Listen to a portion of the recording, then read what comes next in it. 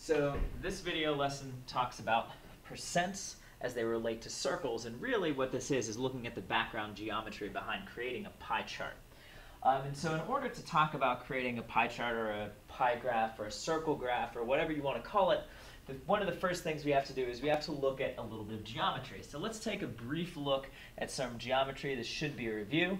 A point is just a location on a plane or in space. And as a matter of review also for the definition of a plane is just a two-dimensional flat surface that extends forever. And so the computer screen is an example of what could be used to describe a plane. A piece of paper could be a portion of a plane, but for it to be properly a plane, it has to extend forever in all directions. Now, if we start at that point in a plane or in space, and we go forever in one straight direction, starting at that point, then we get what's called a ray.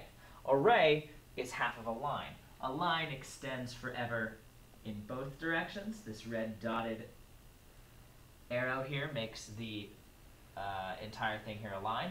But at the moment, it is just a ray because it only extends in one direction and starts at a specific point. Now, obviously, it's impossible to show that this line or this part of the line extends forever in one direction, so we use the arrow. Anytime you see an arrow, it means it extends forever in that direction. And so if two rays begin at the same point, or if they intersect at some location, we create what's called an angle. And the angle is just made from that intersection of two rays or lines. Now for these two rays, they're originating at the same point. Wherever they originate or wherever they intersect, that specific point is known as a vertex. Any point in space could become a vertex, but a vertex is just a specific point in space where two rays or lines intersect. And so it's important to note that the angle here is not just made from the two lines or rays that intersect, but really actually describes this inner space between them. That space is what is described by the angle. So we have a few different types of angles, a few different special types of angles, and they are each described by what the difference is between the two rays. And we measure that difference in what are called degrees. A right angle has 90 degrees, and a right angle is exactly 1/4 of a turn. If we imagine the angle being made by taking this ray or line segment at the bottom and merely rotating it up, so it becomes this line segment. If it turns 1/4 of the way around, that is called a right angle. A right angle is said to have 90 degrees. So anytime you turn for a right angle, you have 90 degrees. Anything less than a right angle, for example, an angle that looks more like this, has less than 90 degrees. And it moves smoothly, as a number line does, all the way from 0, which is what you get if your two rays don't have any difference at all the way up to 90. So halfway between 0 and 90 is 45. A third of the way is 30, and another third of the way is 60, etc. So 90 degrees, right angle, angles less than 90 degrees are all named appropriately according to how far they are between 0 and 90. If we wanted to make an angle even bigger and talk about the next special type of angle we have what's called a straight angle. And a straight angle has 180 degrees. Now, it's impossible to tell the way that this straight angle is drawn at the moment, but somewhere in the straight angle there is a vertex, a point in space where the ray to the right, which is going to be redrawn in red, and the ray to the left, which is being redrawn in yellow, meet. These are two rays, and so they meet at one central vertex. And so if you make a complete half turn, when you go from place to place, you get 180 degrees, which should make sense because this 180 degree angle is just two 90 degree angles. So it should make sense that a half turn is 180. Now we can go even farther forward and say that we have angles that are even greater than 180. This angle with the dotted line rather than the dashed line going down would be 270 degrees because that's another 90 degrees. But angles are just named using degrees for what the difference is, or what the space is between the angles, or how much these rays rotate. But what we're really looking at the moment is just that difference between a right angle, a straight angle, and angles that are less than 180. So again, if we wanted to, let's clean this up a little bit, take away some of these lines. But if we wanted to look at angles that were more than 90 degrees, we could look at things like this angle is 135 degrees because it is halfway between 90 degrees and 180 degrees. We can go even farther, say this angle might be 175 degrees because it goes all the way here, and this turn is a very extreme turn. Angles close to 90 degrees but slightly greater, this could be 95 degrees, could be 97 degrees, it's impossible to tell. But that is the concept behind the naming and describing of angles with degrees. But obviously this is not a complete talking about angles and their degrees, but it is enough for what we want to do with it, which is look at degrees within a circle. So if we started from the center, it is very important that everything involving geometry in a circle and angles takes care to look at the center of this particular shape. Because the center of a circle is where pretty much everything starts. And when we say put a right angle in a circle, we use the center of the circle as the vertex. So this is not only the vertex of the vertex of the angle, it is also the center of the circle. So if we put an angle within a circle and we get a right angle, we have 90 degrees, and it starts at the center. And so we can see it takes up about a quarter turn. A circle is a good way of looking at turns. This is about a quarter turn. We could go another quarter turn, another quarter turn, and we're finally back the direction that we came from. So a 90-degree angle is just a quarter turn in a circle. That means a straight angle is just a line from edge to edge that goes through the center. Now we've talked about it in other contexts in geometry. This is called the diameter, or a diameter rather, that goes from one end through the center of the circle over to the other end. But if we treat this like an angle with the center as the vertex, it becomes a straight angle of 180 degrees. And so where we get to geometry in percents with circles is talking about angles as percentages of a circle. In order to do that, we have to know how many degrees are in a circle altogether. Well, one straight angle gives you 180 degrees. But if we continue around that straight angle again, we end up with another 180 degrees. So 180 degrees in the first straight angle, and then we have another 180 degrees to go back around on the bottom half. So the entire circle then has 180 plus 180 is 360 degrees. Now that we know the total degrees of a circle, and we have a brief review of what angles are, now we can start talking about pie charts. So pie charts are all based on percentages in a circle. So the only problems I'm going to have you do in this video are figuring out angles and their percentages of a circles. An explanation of pie charts will go in another video. This is just the geometry behind the pie charts. So I want to know what percent of a circle is a right angle. So we're looking, when we're setting up our percent question, we're looking at our two ratios that make up our proportion. If we're looking at a total circle, then the total degrees is 360. Now this is going to be relatively simple to set up because in any circle, the total degrees is 360. And one of our denominators is always 100, representing the total percentage. So 360 is always going to be in the denominator. Now in this case, we don't know what percent we're looking at.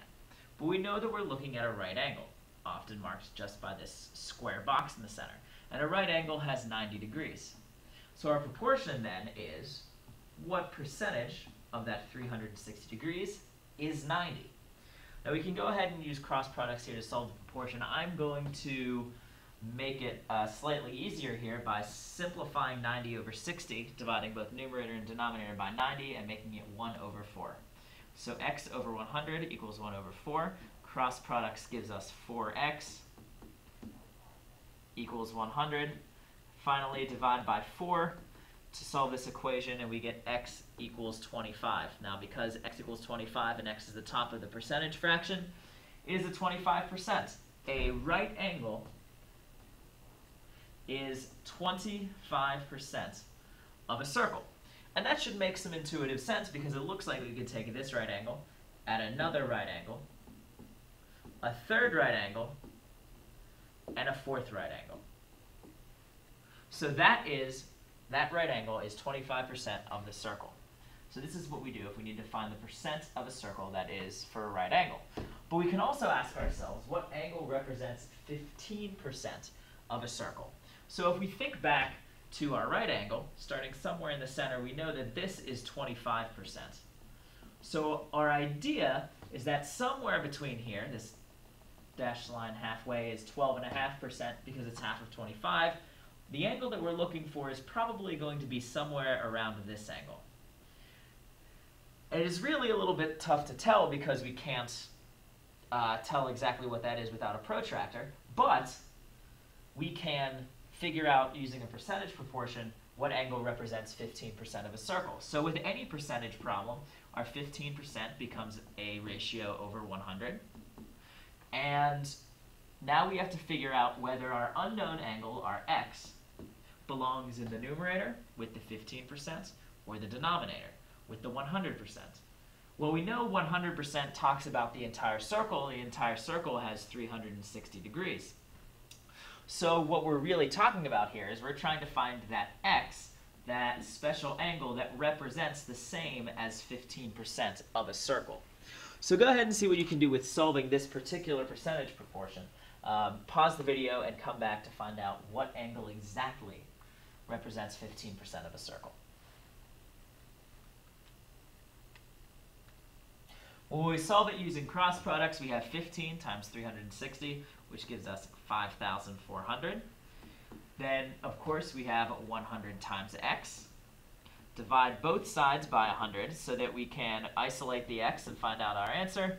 And we end up with x is equal to 54 degrees. So although we cannot be guaranteed that we're drawing these angles exactly correctly, this angle that we're looking for that represents 15% of a circle is 54 degrees. Now, as I said, we're not going to go into what this exactly has to do with pie charts today, but pie charts, circle graphs, pie graphs, whatever you call them, are based very, very heavily on percents, and in particular on percents of angles within a circle. So go ahead and pause the video and see what you can do for these 4 problems. The problems on the left, problems 1 and 3, ask for specific angle percentages within a circle, and ask you to draw the angle as well, remembering that we have to start from the center of the circle. And finally, number 2 asks you to figure out, well, if I know a certain degree angle, what percentage of the circle is that? So go ahead and pause the video and see what you can do.